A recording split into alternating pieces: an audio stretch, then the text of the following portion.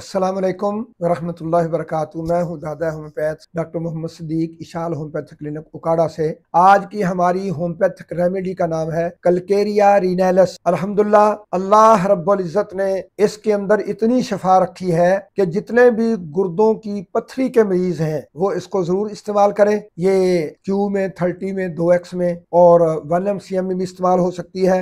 ऐसे मरीज जो इंतहाई पथरी गुर्दे की पथरी से परेशान है, निकल नहीं रही या निकलती है फिर बन जाती है, फिर निकलती है फिर बन जाती है, बार बार निकलती और बन जाती है, तो इसको कुछ अरसा मुसलसल इस्तेमाल करेंगे तो जो बनी हुई है वो निकल जाएगी और दोबारा इंशाल्लाह इंशाल्लाह इंशाल्लाह कभी जिंदगी में पथरी गुर्दे मसाने के अंदर नहीं बनेगी, नहीं बनेगी, नहीं बनेगी। इसी के साथ साथ ये दांतों के ऊपर जो मैल लग जाता है लोगों के, तो उनको चाहिए कि वो कलकेरिया रिनालिस इस्तेमाल करें। उनके दांत बिल्कुल दूध की तरह सफेद हो जाएंगे। उनके ऊपर से मैल भी ये उतारती है, गुर्दे की मसाने की पथरी को बाहर निकालती है और मैल को भी बाहर ही फेंक देती है। अस्सलाम वालेकुम वरहमतुल्लाहि।